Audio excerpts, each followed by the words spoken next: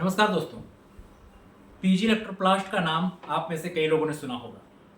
ये company air conditioners, washing machine, refrigerators और electronics के मैन्युफैक्चरिंग में काम करती है। लेकिन हाल ही में इसके शेयर में एक दिन में 21% की गिरावट देखने को मिली। कारण क्या था? Q1 FY26 में कमजोर नतीजे, प्रोमोटर स्टेक शेयर यानी इन्वेस्टर कॉन्फिडेंस जिससे हिल गया। लेकिन पिक्चर यहीं खत्म नहीं होती। जीएसटी काउंसिल्स ने हाल ही में कंज्यूमर ड्यूरेबल्स पर टैक्स कट अनाउंस किया है, जिससे एसी, फ्रिज और वॉशिंग मशीन्स 1500 से 2500 तक सस्ते होंगे।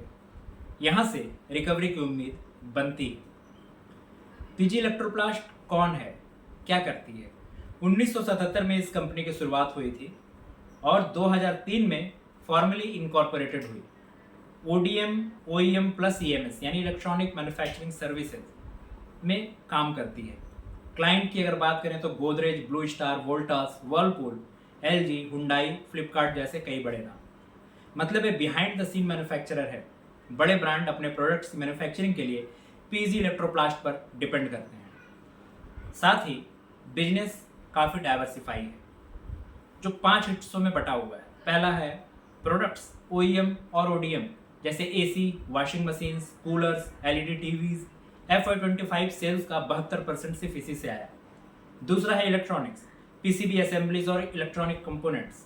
तीसरा है प्लास्टिक मोल्डिंग यानी consumer durables, sanitary ware, auto parts. चौथा है tool manufacturing, tool and mould design. और पांचवा है other capabilities like contract manufacturing. तो इसका डाइवर्सिफाइड पोर्टफोलियो इसे रिस्क से बचाता है।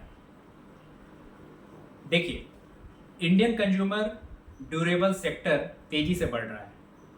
अगर हम 2019 से 2024 की बात करें तो यह करीब 10% CAGR सालाना बढ़ा है और 2029 तक 11% CAGR सस्टेन होने की उम्मीद है। पर इसका ड्राइवर क्या है? क्या है जो इसे बढ़ा रहा है? Rising disposable income, urbanisation, tier 2 tier 3 शहरों की डिमांड, गवर्नमेंट सपोर्ट जैसे PLI scheme, make in India, 100% FDI approval. Sector strong है, लेकिन इसके अपने चैलेंजेस भी हैं, जैसे input cost, currency fluctuation, China dependency. साथ ही इस कंपनी के कंपटीटर्स हैं डिक्सन और एम्बर। डिक्सन टेक्नोलॉजी इंडस्ट्री का लीडर है, पर इसका पी 166 टाइम्स है। एम्बर इंटरप्राइजेस डिक्सन से छोटा है पर PGEL से बड़ा है और इसका पी 36 गुना है। PGEL 59 गुना पी पर ट्रेड कर रहा है। एक्सपेंसिव है लेकिन ग्रोथ स्टोरी स्ट्रॉन्ग है। PGL की ताकत है ब्रॉड प्रोडक्ट पोर्टफोलियो डाइवर्सिफिकेशन, जबकि डिक्सन और एम्बर निश में स्ट्रॉन्ग। अगर फाइनेंशियल परफॉर्मेंस देखें तो काफ़ी मिक्स्ड रहा। Q1 FY26 में रेवेन्यू करीब 14% बढ़कर 1504 करोड़ पर पहुंच गया। AC का रेवेन्यू 15% बढ़ा, वॉशिंग मशीन का 36%, पर प्रॉफिट 21% से गिरकर 66.7 करोड़ पर आ गया। EBITDA मार्जिन भी 9.3% पे आ गया, जो कि पिछले साल 12% पे था।